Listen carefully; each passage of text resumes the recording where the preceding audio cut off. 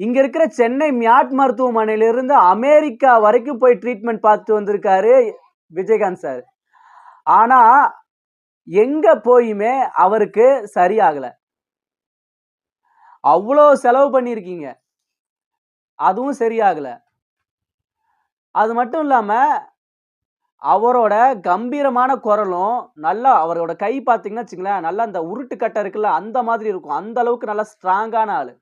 அவர் எப்படி அவ்வளோ சீக்கிரத்தில இப்படி உயிரிழந்தாரு? அப்படின்னு எல்லாத்துக்குமே ஒரு கொஸ்டின் மார்க்காவே தான் இருக்கு.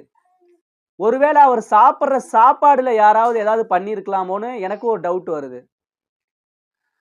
அவரோட ஹெல்த் கண்டிஷன் பார்த்தீங்கன்னா, மூச்சு திணறி உயிரிழக்கிறாரு.